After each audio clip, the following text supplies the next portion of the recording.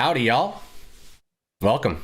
We should be live. Hello. Excellent. Good day. Welcome to the stream of truth. I am Dr. Tassel Faith Shanebrook. I'm Sean Kelly. And a special thanks to Sean today because he's feeling a little under the weather. Yeah. Actually, like I said, though, as soon as I started, I clicked the button and I felt my kundalini and stuff. Yeah. I was like, woo, it's go time. Woo! You're ready. That's awesome. And so just to get into that, if you don't mind, I'll get into that a little bit. We're going to talk about divine partnership today. And we talked about this a lot, but we've had some new insights. So like, as we have more expansion in these areas, we're going to bring them up and stuff like that. So it's really interesting because as somebody that goes live on YouTube, and I'm curious if Joe experiences this right as he's going live, because he does Facebook Lives that I was able to tune into one of them and watch a bunch of it. I didn't watch the whole thing, but I was able to watch a bunch of it. And I'm curious if he has these experiences where basically all the good energy, the good vibes that are coming from yourself, from your own spirit, but also from others that are sort of like appreciating you in various ways. This just builds this energy that just comes from the, space of no time, from the quantum. All the people that ever watch this video, including the people that are live right now in like linear time with us, all are contributing this energy and this force or power. I guess power would be the better word. Force is like a negative thing, but power of what we're doing. So like my sickness that I've been having is gone. I don't feel it right now, and so it's amazing. It's amazing. That is so cool. Good morning, Jamie. Good morning, Nina. Hey. Hi. So I just need to grab my coffee. It's urgent. Okay. So it's also a really interesting synchronicity that we are doing divine partnership today. So, Sean, I was just saying it's also a really interesting synchronicity that we're doing divine partnership today, because it was 1 year ago today that I told you, I think you are my person. Mm-hmm. We had known each other for about a year prior to that, but it was exactly a year ago that my eyes really opened up. So I just think it's really cool that a year later. Yeah, and we didn't plan that. No, we didn't. And we actually did, in a way, our first stream of truth a year ago. We recorded a video that I ended up losing because I had to clean my hard drive or something. I had an issue with my computer or something and I lost it. But that was our first sort of coming together to make a piece of content, I think. Yes, it was. Mm-hmm. It was exactly a year ago. We did this video together. I don't remember what the topic was. Maybe sovereignty, I think. Oh, maybe sovereignty. I think it was sovereignty. I don't remember. Our favorite topic.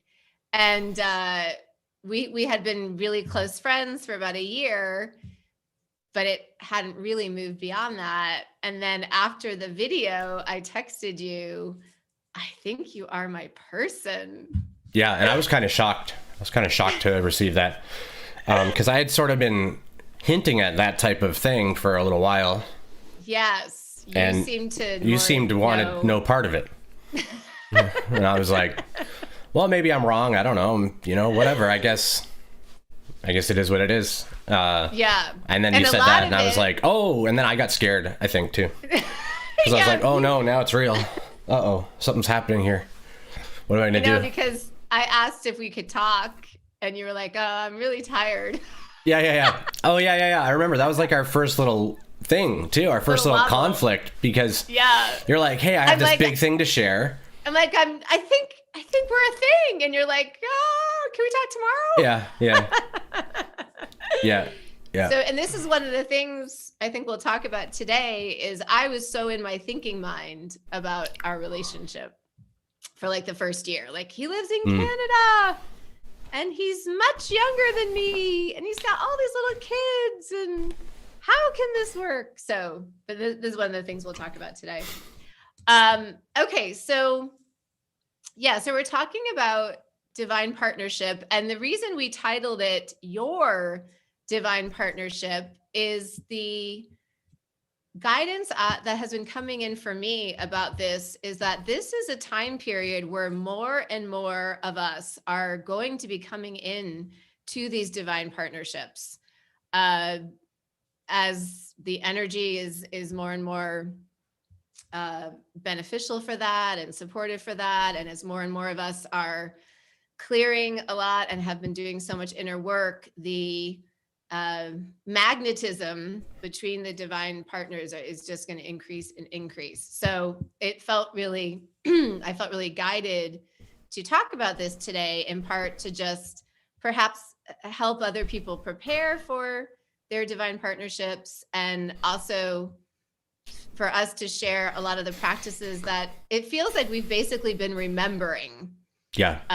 from our higher consciousness. And these practices are so different from how we would interact in our other previous more 3D relationships. Yeah, and I'd like to mention as well, I may have mentioned this in a previous stream at some point, but one of the natural things that starts to occur on a planet that's getting ready to transition into fourth density consciousness is a openness with all others, right? That what ends up happening in a fourth density social memory complex that's oriented positively is that they unify and share experience directly. There's no such thing as secrets and anything hidden or anything. So what ends up happening as a natural occurrence in a planet that's moving towards a positive social memory complex like ours is the humans have to start experimenting with what it's like to be unapologetically wide open with each other. And in order for that to really start to form, one of the obvious things is first one person serves that, right? So you're able to be totally open and completely loving with one person. And that is what paves the way for you to notice that you can really do that with all people. And that helps to open you up to all. Because you've had to learn that you can do that with one. So it's one of the natural things that starts to occur. And the partnership doesn't have to be a romantic one. It can always be it could be two dudes that just become really good friends and start doing work together or whatever, but their union or their partnership is formed in a basis of spirituality. And I think that's primarily what we're talking about, is these partnerships that are formed in basis of spiritual evolution, where each are using or working with each other to fully accept each other and fully, get rid of all those conditionings that have been placed on relationships in the past. And I think what we started to notice is, like, even as far as we've come with it, we started to notice that we had some older conditions that, or habits, programming, whatever we call them, that were influencing even how we were bringing things to the relationship. Yes. So I don't know if you want to talk about that for a minute and talk about what happened, or yes, or which. And I just want to. You've made like so many great points in what you've just said. I just want to, if you don't mind, repeat what you said. Not at all. So you're saying that in part, these divine partnerships are coming together where there's this context, for one thing, of complete honesty and vulnerability and transparency. And we learn to be more comfortable in that environment of one-on-one with it as this like special person to us. And then that helps us really, in a way, just learn that practice and be able to do that with more and more people. Yeah. And that's where we're headed in fourth density, is this complete transparency. Yeah, it's very difficult for the human to fathom a completely open relationship and honest, yes, and fully accepted discourse between two. It's very almost impossible to believe in many ways. And so it has to be exampled. It has to be experienced in some way. Yes, in a more micro way, right? Just with one other person first. And so then you have basically people that do sort of what we're doing, which we're kind of out and talking about it all. Yes. That are examples for others that are moving into that. And then you have other people that do totally different things. They may not talk about it at all, but they're still doing the same work. And basically that sort of paves this pathway in the consciousness of, oh, this is possible. It's possible. And, you know, just like we talked about that doctor that you met that you felt a little jealous of or envious of, and then turn that into inspiration. It's the same type of idea that starts to happen as people become inspired by this closeness and this clear acceptance of both. There's no conflicts, or there are conflicts, but the conflicts always sort of end in acceptance. And that is what paves the way for us to go, oh, actually we could do that to everybody. We don't have to do this with just the one. And that it presents its own challenges too, because if it's a coupling or something, they're like, but this is special, right? Like, this is more special than all other connections, right? And then there'll be new areas to traverse there, where the openness starts to invite others, and a third or a fourth start to come in. It should feel quite natural, but there will be a part of us that goes, but this was really special. I don't want this closeness with just this individual to end. And it seems like it's less special if others come into this closeness, right? So it's an interesting component that'll end up having to be traversed as well. And the second point I wanted to just mention that you said is, when we're talking about divine partnership, we're saying it might not be romantic. A divine partnership could be two colleagues, it could be brother and sister, it could be okay.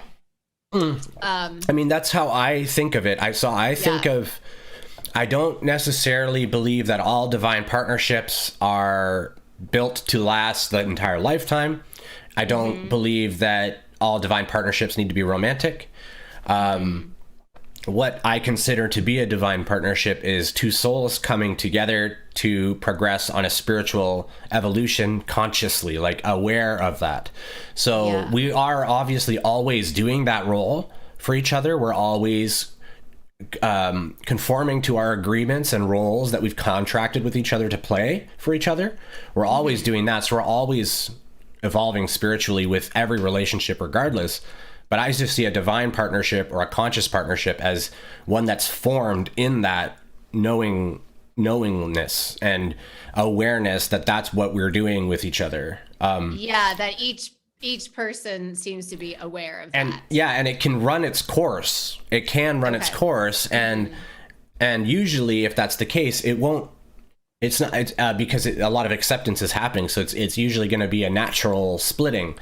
And then another one will come in. So like you could have multiple sort of divine partners over a time, or you could have, anything like that. To me, the divine partnership is that relationship based entirely in that there's no other transactions happening. It's really all just about coming together to perhaps work on the same mission, whatever it is. And then some partnerships, of course, could last forever. They could form and then last forever. Of course, there's no way to really know as we start to try and predict the future. That becomes kind of a pointless task. But we can just know that, like I see, at least this is just how I see divine partnerships, because I've seen so many have them. And then they come and they drop in and out. And so I'm just aware that there's and then you have people that have talked about having multiple twin flames, and then they go back and say, no, that was my false flame. Or I don't necessarily see it that way. I see that they were in a divine partnership, but it served its purpose and fell away, is sort of how I see that. It's not that they were false anything. It's that oh, my dad's putting up the Christmas lights. Sorry if you guys can hear that hammer. But it's that they came in to serve a particular purpose, a divine purpose that you both sort of knew you were doing, and then it fell away. So I think that's where the false twin flame stuff comes from as well, or false divine partners. I don't necessarily think it's false like that. I do think that twin flame concept has a lot of weird distortion about it, a lot of confusion in that topic, but that's just how I see divine partnerships, and it's a much less like weird concept, right? It's not so and that can be upsetting to some people when I speak about it like this, because they can feel like, there's a lot of specialness in what we have, and there is, and that's why it can feel bad, because it can sound like I'm saying that they're so common, and I'm not suggesting that necessarily. I'm just saying I don't think it's common for two souls to be totally accepting and loving and not trying to get things out of each other. Like, even if they're working together, they may have come together because, oh, this person can assist me in this way, and it's sort of transactional in that way. So I think divine partnerships are ones that come together without that, like without that trying to get from, more like we are learning together. Yes. Sort of energy. Right. So the way I see it may not resonate with everyone. That's just sort of how I've been able to frame it for me. Yeah. And I'll just say intuitively, my own feel about divine partnership is that it does tend to be fairly long term and possibly throughout the rest of this incarnation. And that there's often this shared mission, very similar sort of life purpose, life work seems to come through. Yeah. Joe asked a quick question. I just want to jump in. He asked if divine partnership was synonymous with twin flame. What I would say is, like, twin flame is sort of a genre of divine partnership, right? Like, in itself, it has tons of little nooks and paths in the twin flame concept. And I wouldn't sit here and say that some of those are not real or anything. But what I would say is that the paths are so unique in there that twin flame could mean divine partnership that's just romantic in nature, or it could mean, there are people that talk about twin flames that are like brothers and sisters and stuff too. Who knows? That twin flame idea, I think, has become such a smorgasbord of just stuff that all these unique romantic and non-romantic stories have sort of distorted. So I would say, like, that divine partnership, if the twin flame concepts or whatever has been brought up has resonated and stuff, that it's like a genre of divine partnership, that it doesn't have to be so. Twin flames can often be very, like, brightly burning, really intense. I don't think the divine partnership has to be that intense. And so that's sort of where I see the twin flame, is like, it's a really intense one. Where it goes with that intensity, who's to say, but it's a very intense one, I would say, is like, as a genre of divine partnership, like, it becomes almost the sole focus or a huge focus and priority in somebody's life, that maintaining this relationship. And whereas a divine partnership that is less like that could still be very based in a soul expansion, very accepting and all of that, but not as intense. You might see this in, like, a friendship, right? So maybe that's not a twin flame. Like, twin flames, just, that's the thing that really comes up for me, is intensity. So that's how I would distinguish, I guess. That divine partnership is like this umbrella term for any type of relationship where there is a soul expansion in each person. Yeah, like a mutual focus on soul expansion. Like, everyone's aware. Yes. Yeah. And twin flame is we could think of as like a subset. Yeah, and both see the divinity in the other, like, they see the other as divine beings. Like, it's hard not to see them as angels, things like that. Angels on the earth, things like that. So even their flaws seem beautiful, things of that nature. That type of relationship is what I would consider a divine partnership. And I think we, or at least I think we consider ourselves to be in a twin flame relationship, but we tend to prefer the term divine partnership, I think. Yeah, that's just me anyways. I don't like the term twin flame, just because when you say it, there's no clear meaning to it. Like, there's so many contributions from all over the world from what that means. Some people are literally like, they say stuff and I'm like, that is actually insane that you think that. And because it's built in this idea of separation and duality, and so it's totally doesn't make any sense to me, because I come from a unity consciousness. So I can't fathom it. So to me, it just seems insane.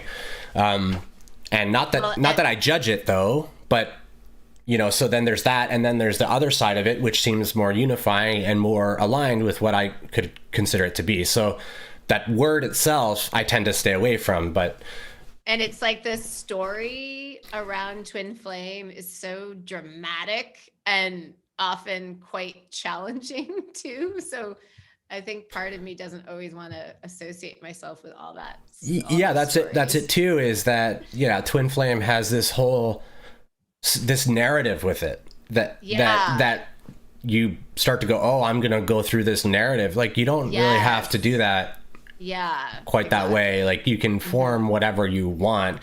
If you and your divine partner both get into twin flame stuff and are like, oh, look what we're going to experience. Okay. And you start to plan for it and like, well, this is what I'll do when I run away. And like that type of stuff, then, that's going to happen. It's going to end up happening. Right. Yeah. So, I just like to be careful, I guess, with what I term it, but it can be a little confusing. And so I think the important thing is, if it feels divine to you, the relationship feels divine, that's the first indicator. And if it feels divine to them, there you go. You're in a divine partnership. Yeah, exactly. You'll just sort of know. Yeah. So should we share the little story of how we had this new understanding of another practice? Sure. So I guess should I just start with my experience? So I'm about to get on the plane in a couple weeks and fly, and there was some stuff that I had to take care of, just logistics stuff, and in order for me to go, and it seemed like, oh shoot, I don't know if I'm going to make it in time. Maybe I won't get to go. And so I found this out. I don't remember what day it was. It was maybe Wednesday morning, was it? Or Tuesday morning? Or Tuesday. It was late at night, actually. It was late at night. I found it out late at night, and I was like, you know what? If I tell Tassel this, there's a possibility she might freak out. Wait, right? And just to back up, this was about coming to visit me. Yes, so it was about me going to visit her. Nashville. Yeah. Actually, she's coming here, and then we're going to leave together and go back to Nashville. So she's coming to Toronto, and then we're going to go back. So it would be my going back with her that I wouldn't have been able to do. Yeah. If everything couldn't work out. And so I was like, oh my God. And also it was late. So I was like, okay, what excuses? I started to realize this later, but I was like, what excuses could I find to not tell her about this right away, where I'm not being dishonest, I'm not being deceiving. I have very good reasons to not tell her right now, because, she might flip out. Now, I want to say as well that I don't actually think that she would flip out. I wasn't there, but, in the past, we've had some stuff come up around logistics of things, or some missing stuff. Flights or, some stuff has come up, and some of them have been more my fault than others. It wasn't always. I noticed it wasn't always easy for her, and not that it was easy for me either, but I just wanted to make sure that I sort of knew what I was doing with it all before I talked to her. Like, I basically realized, okay, I got to figure out my plan. So how can I delay this while still making sure I'm honest? I was literally looking for ways to be a liar not a liar, but but off telling the truth, I guess. Putting off the truth, just procrastinating the truth. That's a better way to put it, because it's not dishonest behavior, really. And I didn't realize I was doing it either. That's the thing. I was just like, okay, I don't want to tell her right now. I guess, okay, it's late. Yeah, I don't want to tell her right now, because then she won't be able to sleep maybe. And then, okay, and she's got stuff to do in the morning. So, okay, perfect. And then in the morning, I'm like, okay, well, I don't want to tell her right now because we're about to do the stream at noon. So I'll wait till after the stream. And so I was able to put it off for, 12 hours, right? So really not that long, but I noticed it. And, and after I told her, I just said, it seems like there's a problem here with the logistics of what we're doing. And, it's possible that I could run into issues coming there. Yeah. And she handled it very, very well. Basically, she handled it great. But what I noticed in that is that, like, okay, like the whole thing that I noticed from it was that I got all freaked out, with a lot of presumptions around what could happen. And then I started to try, I basically was making decisions for her a little bit, right? Like I was choosing not to tell her at night because I wanted to make sure she had a good experience. But by doing that, I'm taking the choice away from her and how to respond to these things. I'm taking the opportunity away a little bit for her to have her own experience of it. And that by doing that, I'm sort of, stepping in the way of the lesson or whatever it is that she's going to experience it. It's just a matter of, is it now or is it tomorrow, or right. She's going to be made aware. And I was kind of getting in the way of that. And I noticed that I had this idea that I had to figure it out first and then bring it to her solved as much as I can get it solved, so that there's a plan. And if she has any anxiety, I could just be like, don't worry, I have a plan. Here's the plan. And, I was trying to come totally prepared and everything like that. And I just was able to see all of that through this. To me, it didn't trigger me too much that the issue came up. I kind of felt not too worried about it. I didn't feel too much fear that it would be a major problem. My fear was around how you would feel about it, right? So, I noticed that I had all that fear and that I was treating you, I think I told you right after, like I was treating you kind of like a porcelain doll, like a fragile, doll that just couldn't handle anything. And not that I meant to do that. I didn't realize it until after. So, it's not like I think about you in that way or anything, but that's how I was sort of treating you, by being withholding of that truth, not for a long time, but like 12 hours or something. So, and I had good intentions. So, but yeah. And as we were talking about it, one of the things I said was, it kind of feels like we're figuring out partnership here. Yeah. So something came into your reality that seemed like a problem, and then your initial orientation was, I need to figure this out before I even tell her about it. Like it was like your problem, and you're trying to like protect me from it. And as we sort of talked it out, it was a little bit of a light bulb moment, I think, for both of us, of anything that comes our way is our problem, is our thing. And that is one of the things we kind of were like, that's what true partnership means in part. Yeah.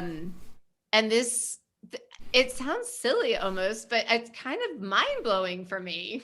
I think one of the things that I said that just sort of clicked in that moment to me was, any problem that comes into one of our lives that we see as a problem and is weighing on us in some way is going to show itself in the relationship somehow, right? Yes. They're going to notice, like if I'm working a job I hate, for example, and I'm coming home miserable from it, they're going, that problem that I have comes into the relationship with me in some way. It always does.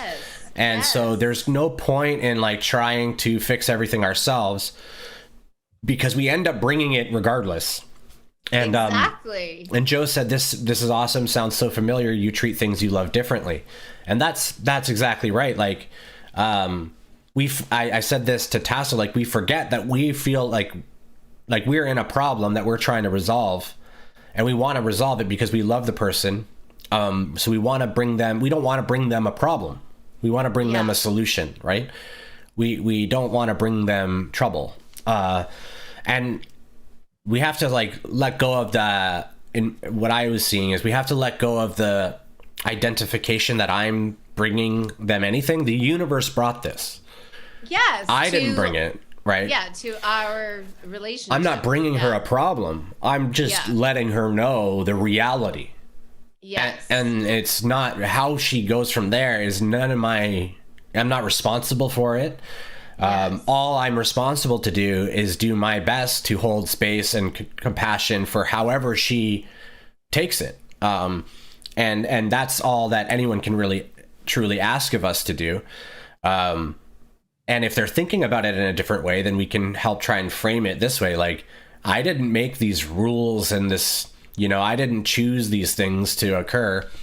And even when we are the choosers, we're really playing out our programming most of the time. There's not a lot of choice in most of our actions. If you think about an inspired action and then you think about an uninspired action, both are results of an urge that comes in and you do, right? Mm-hmm. Whether it's inspired or not inspired, the not inspired one is a result of the rational mind making a story and then going, I must do. Mm-hmm. The inspired action is more like, I feel inclined to do. Like, I feel like it's a good thing for me to go do. But both are coming from a place of just kind of spins up out of thin air, right? You didn't actually choose these things. It's a bit of an illusion of the body and the identity and the ego that goes, I do this, I am this, I do this, which isn't true. We know that we're all things, right? So it's that identity, and that makes us feel like we are the ones who did the thing that is not causing a problem, or we're bringing a problem, when really we're just being. The problem isn't even a problem. It's just a situation that's arisen. Yes. Yeah. And this ties into another very foundational principle of divine partnership. And I think any relationship in general is that we are both co-creating, or life is happening through both of us, for both of us. So it's whatever is happening in the container of our relationship, we're both involved in it. So it can kind of just relieve us, I guess, of guilt is sometimes oh, I'm bringing this in, but no, this is happening for both of us, always for our expansion. Especially if the thing that I bring in really bothers Tassel, the other person. Yeah. That means that it was specifically drawn to her to see this shadow come up, right? Yes. So I was inclined to behave in a certain way to mirror her shadow for whatever reason. And that can be a really difficult role to play too. Like, I often play this role where I tend to just say stuff to people, and it happens to all people. The term for this in Native American culture around here is heyoka. And it's the sacred clown.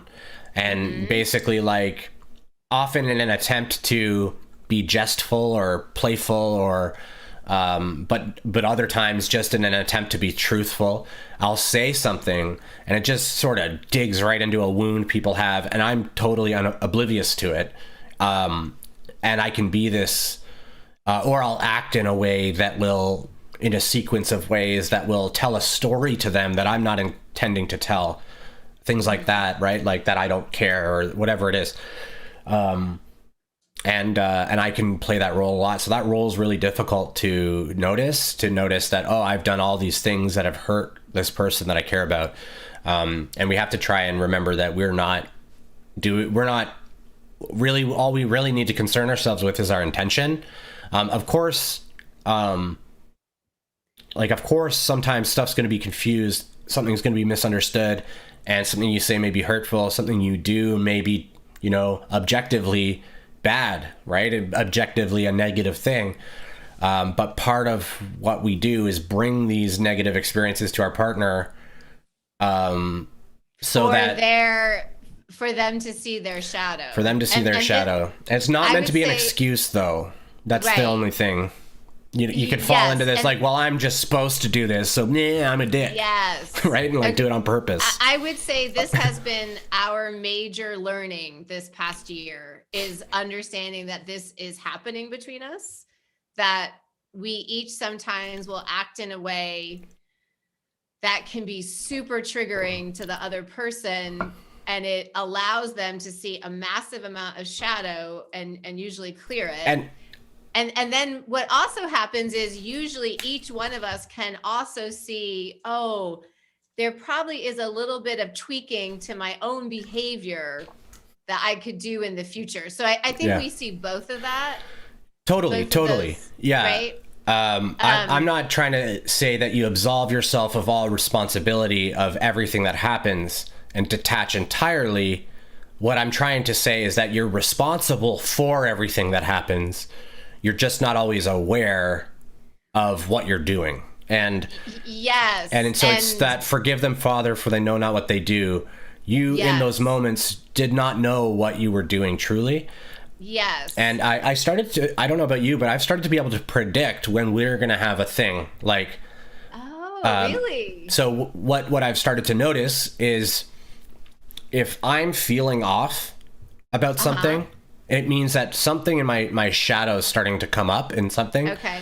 And once my shadow starts to come up, I'm bound to see it externally, right? This is just sort of the logic that I've arrived at. I'm bound to see it externally. And if it's a deeper or more troubling one, I'm probably going to see it through you. Because if I saw it in other relationships, it could be very difficult for me to navigate it. But if I see it in you, then I can go into it with a lot of trust. I can heal it better because the trust is there that I don't have to put up the walls and defend as much. And so if it's a deeper or, a harder one for me to traverse, I'll start to feel a little unsettled. And not much longer after that, something's going to come usually between us. You'll get annoyed with something, or not that you really get annoyed. That's not the right word, but you might start to get off about something and say something that just kind of gets me, or you do something totally oblivious that just bugs me or something. But something's about to come about, and I've started to realize that that's, I think, how we can start to understand that whenever we're not balanced, just be aware that your partner is perhaps going to play the role of mirror and show that part of you to you in that moment, and that basically helping to bring you back, to help you bring balance. Right, exactly, yeah. And I think it can't be overemphasized what we're talking about, because in the more 3D way of looking at relationship, and my partner does this and it drives me crazy and he needs to change, or it just won't work. Yeah, like Tassel makes the bed and it drives me nuts. It actually, well, when I first noticed you doing it, I was like, what is this? This is like, you know what it was? It reminded me of the army. It reminded me of like military men who are wake up and they're like, tuck my bed and fold my sheets, and they sing like little songs and stuff. That's what it reminded me of. And I was like, what is this regimented behavior? It was very off-putting to me. Wow. Interesting. Just and then the prejudices that sort of came up about that story of that type of person influenced a lot of and it's a silly example. That's why I used it, because it's funny, because it's so silly. But I actually healed a bunch of my shadow when I noticed this little behavior, and I was like, oh, she does that. And I was like, so it's not evil to be so regimented in this. And actually, I a couple times I got up and then made the bed for you. And stuff like that. You start to notice these things that come up about your partner, and you can't seem to hold on to the negativity about it because it's with them. Yeah. If that makes sense. Yeah. So if I saw that behavior from other people, I might be like, ooh, right. I can't. You just would have been like, ooh, I don't like that. It would be a deep red flag. Like that's what investigated it. It was. Yeah, it was basically. That's basically what it was. It was like a relationship red flag for me. It was like, oh my God, she's one of those. She's one of those. And I had this whole persona created that one of those, right? Yeah. And then I was able to realize that that's just crazy. But we have so many of these that we don't notice until they pop up, right? Exactly. We've said this a lot, and I'm sure a lot of people listening, you and I each spent years just on our own doing so much inner work and clearing so much shadow. And then now that we've come together, sometimes it's a little shocking to see how much shadow there still is. And it's pretty shocking. Annoying sometimes. I was going to say that it can be a little depressing. It's like, wow, I haven't done enough yet. I've been doing so much work. I've been doing this for decades and there's still more. But the shadow that we're talking about is not really going to come up unless we have this intimate relationship. It just is not going to. And I just want to emphasize my major learning over this past year with you is like, no matter what happens between us, to just accept that it's all happening for your greatest good, for my greatest good. And I don't need to get angry about it. Yeah. And we're in it together. Like at the other person, and that we're in it together. Yeah. Like there is no separation from it. Like there's no, I think I used the example of like, I have some financial stuff coming up and I was like, so, that's our problem. Right. And then if Tassel had some issues with her children or like something was rough between them and I'm not there, nothing's going on with me. That's my problem too. Like it's our challenge together.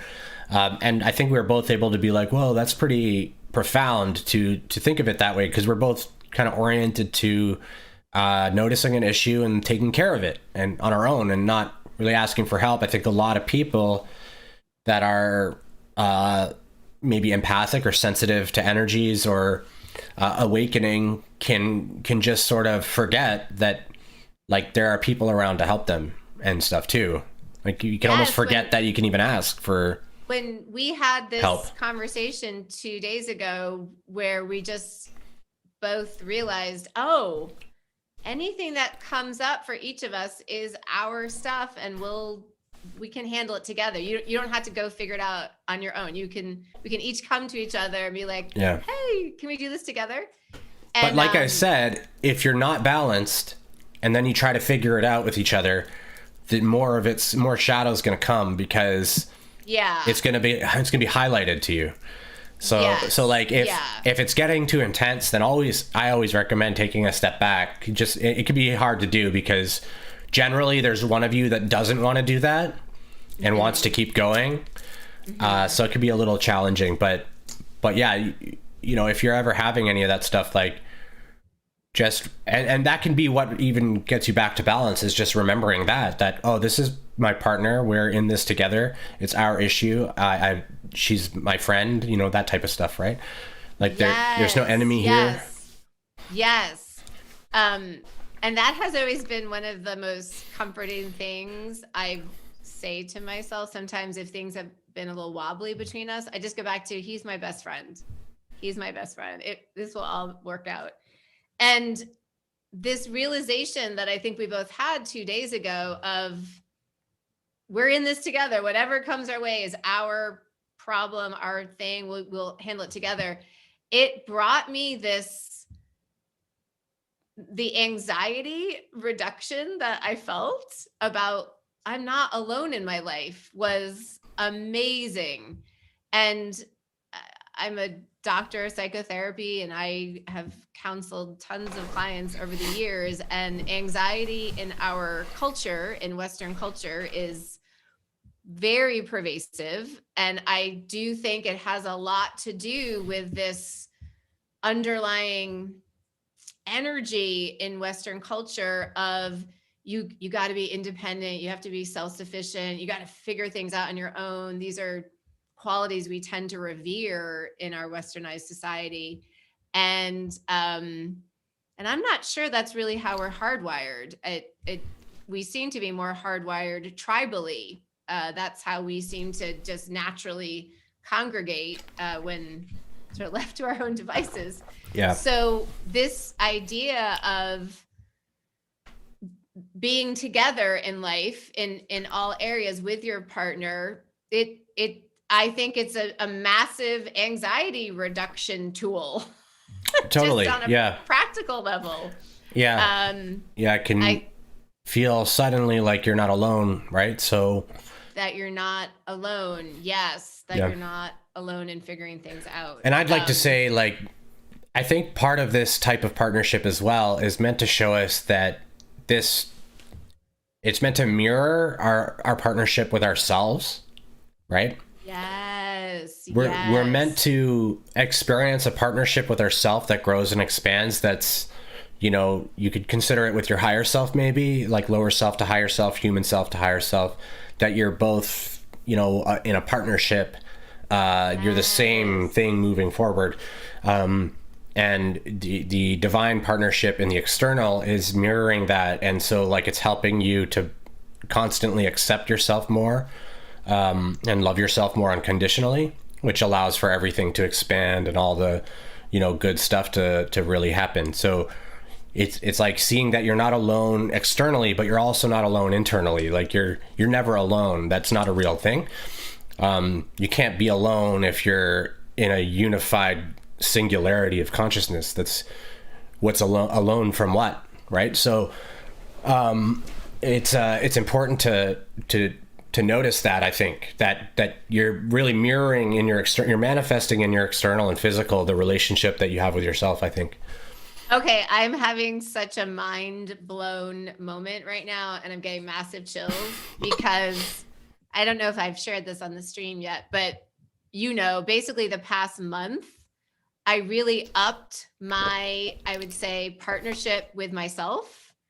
I've talked about it with you a lot, but I've been just so there for myself in a much higher level than I ever have before. And practices like, if I'm sort of disconnected from you or whatever, I'll just say to myself, I am here for you. I am here for you. I am here for you. And I have felt such an internal closeness with myself. Mm-hmm. And so my mind is blown because what you just said made me totally be aware of that. I think this external, deeper partnership with you is a reflection of my internal, deeper partnership with myself. Yeah, exactly. Yeah, it is. Mind blown. Yeah. That's exactly what it is. And it's the same for me, right? We're both doing the same thing. Yes. My mind is blown. So my mind is just, every time I expand something internally, heal something internally, I just keep seeing the external. Yeah. And it's all symbolic. So it's all symbolic as well. So you can start to notice, like, not the specific around what's shifted in the external or internal. Yeah. What's the symbol that's at play? Like, so for example, when you're abundant, that's when you just know that you're abundant, you're probably not going to feel any much huge draw about money. Like, money's not going to really, you're going to feel like you have enough even when your bank's empty. That type of thing will, because it doesn't matter what's going on and that type of thing. But other stuff will come in because you've brought in more into yourself and expanded. So like, and we've talked about this before, like you can't have a divine partnership or like a really close, compassionate and unconditional loving type relationship until you do that with yourself to a degree, to enough of a degree that it can establish externally. Like you reflect it out. Right. And so it's, I think where my mind is really blown is that in my 3D way of thinking, I might have thought, the way for you and I to have a closer, deeper relationship would be, I don't know, to communicate more about it or try to make that happen somehow, like talking about it. And what happened is that I kind of took a little bit of space just for myself over the past month. And I just really went deeper in my relationship with myself. Yeah. And then magically, it's energetically, the internal that has to shift first. It's exactly the external is a result. It's a projection, actually. So the law of attraction should better be called the law of projection, because you don't attract anything to you. What actually happens, that's a linear way of thinking about it. What actually happens is you create your reality. You project your reality. So you're going to project a loving, unconditional acceptance type relationship once you have that. within. So you have to have it here first, and then, and that's why, like, you know, when we experience loneliness, we tend to go, or something like that, where you had mentioned, you know, that if we feel like you're missing me, that maybe we talk more on Zoom or we do a thing. But really, if we probably take a step away from that and just go within and feel all that stuff, we'll probably get some deeper acceptance of ourselves, and we'll feel less lonely in general because we've cleared some of that. And then the reality will start to reflect to us how we're not lonely. Yes. The whole paradigm of lonely, not lonely starts to get dismantled.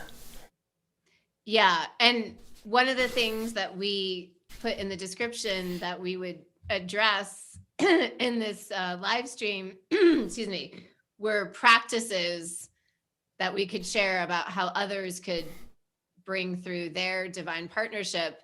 And I think where we're really landing here is that the number one practice you can do to bring through your external divine partnership is your internal partnership with yourself. Mm-hmm.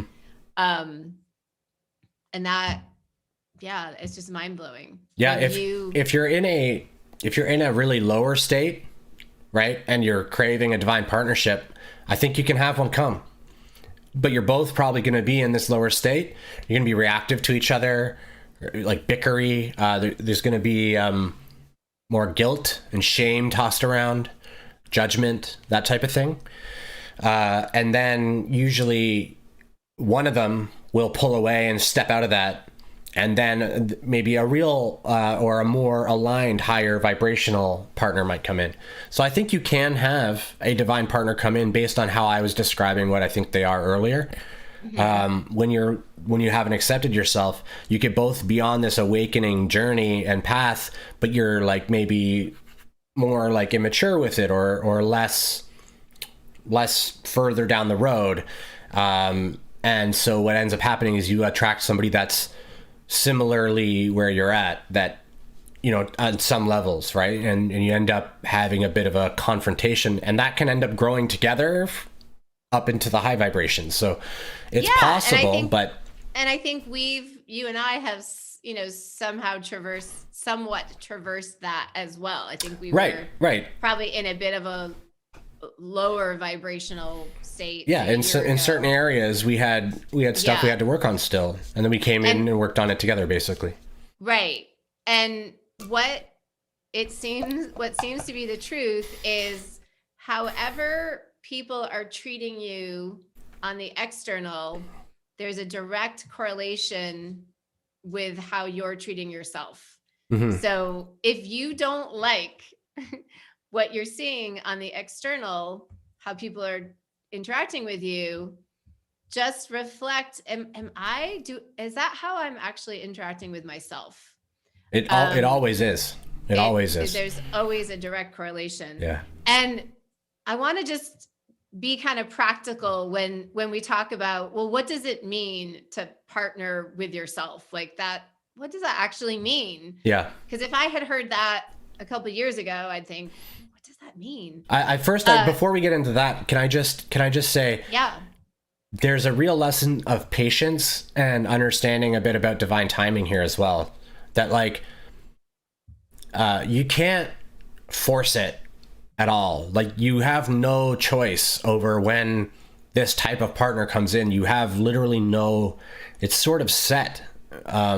When you're into an aligned frequency is when it comes in. You can't guess at when that'll be. You can't, it's random. And so if you're not in it now, you just got to work on yourself and just be patient. We say it's not necessarily random, right? Like nothing is really random. It's just there's a divine. I don't mean that it's random. What I mean is that there's no way to guess at what it is. So it will come when it comes. Yes, and we can't force it in quicker. Right, and you can get like little intuitive ideas of maybe the next 6 months or so, or you can get little bits and nudges here and there, but that can go on for years. So I've had a lot of people that are like, every week I get a reminder that he's coming, and just to be patient. And I'm like, but I've been waiting. And then they're like, but I've been waiting 4 years. And I'm like, yeah, I mean, you got to just be patient. Maybe it's going to be 10 years. Right. Yeah, and people don't like to hear waiting, that stuff, but that waiting energy is creating a lot of resistance, that waiting energy. And I'll just quickly share that a year ago on Thanksgiving, I did a Thanksgiving ceremony, and I really was able to just feel gratitude for everything I had, and to feel a lot of gratitude for the time I spent with my children, and to like really let go of when my life partner would come in. There you go. Perfect. In that moment, I really felt for the first time, I let go of it and just felt really grateful for everything. And then the next day, we had our experience. The next day, I saw you and I knew you were my life partner. Like within 24 hours of me basically stopping waiting, I stopped waiting. Mm-hmm. Yeah, the waiting and the impatience basically is indicative of the unreadiness, is the way to look at it. The more impatient you are, the less ready you are, and that can be difficult to hear, but it's true. And yeah, we have to like almost let go of the concept itself. I told you this. I did this exact same thing. I just realized, I feel like there's a partner for me, yet where are they? Where the heck is she? So forget about it. I mean, I don't know where they are. Wherever they are, whatever. They'll come or they won't. I got stuff to do. Yeah. So I'm just going to do it. I was like waiting, right? So I was too. That's something that's really difficult to traverse, and it's not the best answer, but it's irritating to hear. That's what the lesson is. The lesson is patience and understanding divine timing. I promise you that when it does happen, you'll be like, wow, you'll be in awe at how magical it was as well, and like how all these little things just fell into place, and then there they are, right? So but you're not going to get there until you're like almost not worried about it. You won't get there until you're not worried about Basically, it. Basically, yeah. It's all of the... So do your best. Whatever you need to do to let it go, just let it go. Yeah. The external shifts when we have made peace with whatever the external is currently. Mm-hmm. Because that's when our expansion, the lesson has been integrated. And we're not saying it's easy when we don't need it to shift. Yeah. When we don't need it to shift is when it will shift. And it's not easy. No, none of it's easy. And whenever you need anything and have to just let go, letting go can feel like it's actually, what I would like to say is that we think it's not easy because it seems like when we let go, we're losing it because the ego's formed an identity. So it actually feels like we're dying. A part of us is dying and we have to grieve it, right? Yeah. But that's just an incorrect framing. What ends up happening is we let go of that need, which allows space for it. And so you can actually be like, oh, this is something I get to let go of. It's so easy. Well, it's going to come more quickly. It's going to come more quickly. This is how I do it. It's not that I'm like, so now you know the answer. Getting rid of it. Right. Yeah. It doesn't have to be thought of as hard. The ego will go, oh, if I let go of it, it won't happen. Remember Abraham Hicks? The desires and manifestation. If you don't desire it, then it won't. That's not how it works. Right. It's always just about making peace and having gratitude for whatever is currently happening. Yeah. Yeah. And so just really quickly, because I know we've got... we're at about an hour, yeah.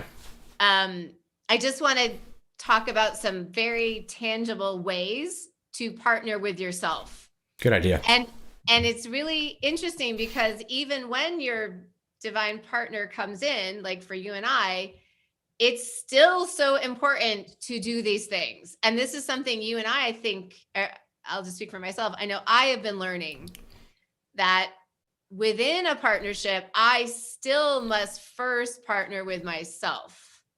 Mm-hmm. This has been a new learning for me. Yeah, so, I actually like to add on to that. There is no other partnership than the one with yourself. Yeah. All other partnerships are separate. Are separate only. Yeah, they're separate only in the way that we identify with them. Yeah. The true partnership's only with yourself because they are you. Yes. They're your other self as well. Yeah. So, and I'm really curious what your practices of inner partnership are. And I'll just share mine first, if that's okay.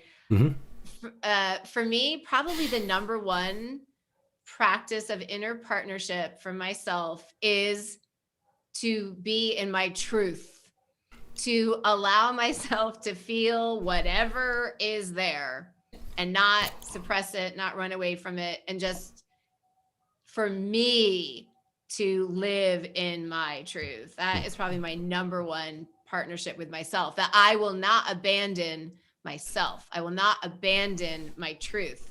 Mm-hmm. And then another one would be acceptance. I told you this recently, that I have pretty much stopped labeling anything I feel as negative. Like sometimes I'd say to you, oh, I feel this and kind of embarrassed, or it's kind of lame. I think I've mostly stopped that. That's my intention, to stop labeling anything that comes up for me internally. Yeah. Just, we've talked about. And even if you say it's lame, I might go, oh, this is lame. Like I might even subconsciously a little bit just start to have that tinge of feeling as well about it. So you're sort of offering that to me too, right? If you do that. Yeah. So we had talked about unconditional acceptance with each other 6 months ago, which was amazing. But I more recently have, I think, gone to this deeper level of unconditional acceptance of myself. Mm-hmm. That whatever is happening for me, I unconditionally accept it and honor it, and I do not label it or judge it.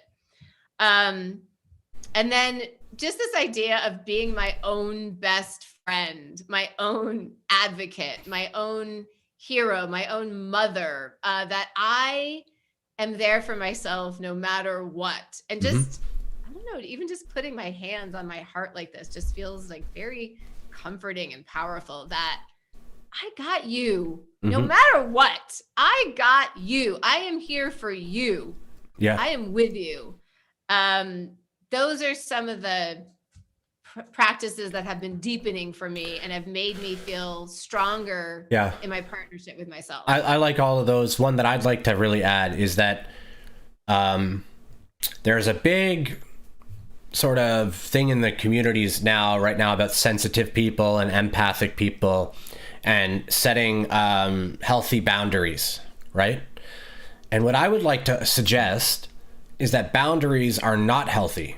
That boundaries are what keep people away, what keep connection away, what limit love. Boundaries limit love and are constricting, and they're based in fear. So my practice that I wanted to add to yours are really good. What I'd like to add is this is part of sort of accepting yourself and trusting yourself. Are you able to hold whatever your beliefs are, your frequency, your positivity when other people are not that way, right?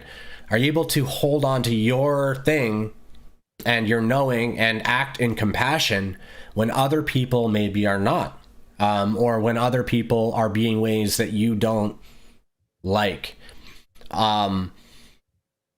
Basically, as we raise our frequency, we're not going to attract a lot of really traumatic abuse type stuff to us as we step into our sovereignty more and more. We're not generally going to attract that type of stuff. All that type of stuff will fall away naturally as a reflection of what we are in. So what it ends up becoming is, in a situation like something with Tassel and I, like a divine partnership, you end up having to drop all of the roles that have caused you to reduce or lower your vibe, or give your energy away in negativity. So your partner could feel bad about something and you can feel oh my gosh, I really want to help them, I don't know how to help them, and it can start to become a problem for you, and now your state lowers to as a result of being with them. So one person could say, I'm going to erect a boundary here. When you're feeling like this, please don't come to me. I don't want to hear this type of stuff. I don't want to hear negativity in my life. And these are all fine. But what I'm saying is that when you're doing that, you're inhibiting the other person from speaking their truth. You're basically saying, I have walls up that you can't enter when you're in certain states. And you're basically saying, I will offer you my love all the time, except for when you're doing these things. You're saying my love has conditions. Mm-hmm. And these are what boundaries are. And so I actually advocate, like everyone talks about boundaries and healthy boundaries. And what I advocate is learning and doing it to your own contentedness, using your own heart as the guideline. Like, it's okay if you cannot handle a certain type of energy right now. Like, it's okay to go, I don't know how to handle that, and block it off, boundary. But what I'm saying is that I think our goal is to truly fully accept ourselves, because remember, this person's ourself. To truly accept ourselves, we have to let go of the boundaries and trust that we are safe. It's going to be okay, that whatever they bring to us, we may really not enjoy it. But we'll move through it. It'll be okay. And we'll be better for it in the end. And what I've found is that by trying to do that consistently, trying to notice where I have walls up and then take those walls down, I feel lighter and lighter and lighter and more high vibrational, more compassionate. It's much more rare for me to notice something and think a judgmental thought. A good example was last night. I won't go into the details, but my sister was scared about something. My mom felt bad that she was scared, and then my dad got a little bit angry that this whole situation was coming about. And what I noticed was that instead of joining them in all of this, I just felt really compassionate that they were all in this situation where people didn't feel good, right? And one was scared, one was a little angry or frustrated, one was upset, like a little sad or not sure how to help. And that I noticed that no part of me was at all judging any of it. I was just sort of like, oh, these people, there's nothing I can even do about it. There's nothing to be done. All I can do is hold compassion. I don't have to say anything. There's nothing, there's nothing to do. It's not my responsibility. But I can just hold my high vibration and, go about my days. And I think that practice is really, really powerful. And so I'd like to advocate for that, while also saying that when you do feel the need to put the boundary up, that, accept that too. So I'm saying the goal is to wide open heart, right? However, most people, I'm not there yet. I have boundaries that I'm aware of. I have boundaries that I'm not so aware of, right? That start to come up, and that's okay. But I think the goal is to open those boundaries up. In the next density of consciousness, those boundaries don't exist at all. So it's the logical evolution, and the people that talk about maintaining your boundaries are confused, I think. And there are situations, of course, where boundaries are important, but everything you're saying is so interesting, and it's so counter to like the mainstream therapy orientation about it that would almost blanketly state like boundaries are always really there's important. There's a stage where boundaries empower, right? So I think that's where therapy tries to get you, right? Yes, so it's step by step. So there is a stage where boundaries help you to realize your own sovereignty, right? And of course, we always advocate for boundaries with anything that is traumatic or abusive or violent. We're not talking about that. But you're talking about in the context of a conscious relationship that sometimes where the egoic mind might want to establish a boundary, it's because they want to avoid pain and shadow work and inner reflection.